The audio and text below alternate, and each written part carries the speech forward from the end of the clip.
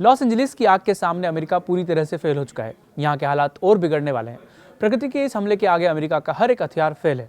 दरअसल अमेरिकी मौसम विभाग ने हालात और बिगड़ने की चेतावनी दी है। ऐसे में तेज हवाएं चलने का पूर्वानुमान है और उसके मद्देनजर पानी के अतिरिक्त टैंकर और बड़ी संख्या में फायर ब्रिगेड्स के दल भेजे गए हैं। दावानल की 2 बड़ी घटनाओं में इस क्षेत्र में हजारों घर तबाह हो गए। कम से कम 24 लोगों की जान चली गई। कई लोग अब भी लापता हैं। विमानों से घरों और पहाड़ियों पर चमकीले गुलाबी रंग से अग्निरोधी रसायनों का छिड़काव किया जा रहा है, लेकिन यह आग को बुझाने के लिए काफी नहीं है। जबकि कर्मचारियों और दमकल वाहनों को सूखी झाड़ियों वाले विशेष रूप से संवेदनशील स्थानों के पास तैनात किया गया है ताकि आग पर जल्दी काबू किया जा सके। पिछले सप्ताह आग की 2 भयावह घटनाओं के बाद जल स्रोत सूख जाने के बाद पानी की आपूर्ति फिर से करने के लिए दर्जनों टैंकर भी भेजे गए।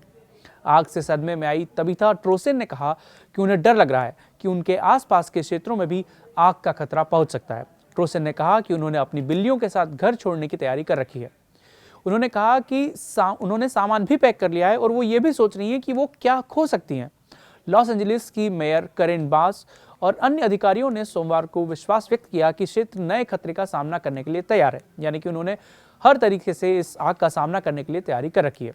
क्योंकि अमेरिका के साथ साथ कनाडा और मैक्सिको से अतिरिक्त फायर ब्रिगेड के जो दल हैं उनको बुलाया गया है। इससे पहले अधिकारियों को आग लगने की घटना के बाद अपनी पहली प्रतिक्रिया के लिए आलोचनाओं का सामना करना पड़ा था। लॉस एंजलिस काउंटी के अग्निशमन प्रमुख एंथनी मॉरेन ने कहा कि हम पूरी तरह से बेहतर तरीके से तैयार हैं। सोमवार देर रात मंगलवार की सुबह तक हवाओं की रफ्तार और तेज होने का अनुमान है, जिससे जंगल में आग और फैल सकती है। हालांकि पिछले सप्ताह की तरह उनके तूफानी स्तर तक पहुंचने की उम्मीद नहीं है। फिर भी मॉरेन ने चेतावनी दी कि ये हवाएं अग्निशमन विमानों को रोक सकती है और इससे जो रेस्क्यू ऑपरेशन है उसमें और देरी हो सकती है। उन्होंने कहा कि अगर हवा 112 किलोमीटर प्रति घंटे तक पहुंच जाती है तो उस आग को रोकना बहुत मुश्किल होगा। और फायर ब्रिगेड के अधिकारियों और उच्च अधिकारियों ने जोखिम वाले क्षेत्रों के निवासियों को ये सलाह दी कि अगर उन्हें खतरा महसूस हो तो वो घर को छोड़ दें, वरना उनका घर भी इस आग की चपेट में आ सकता है। और औपचारिक निकासी आदेशों की प्रतीक्षा न करें।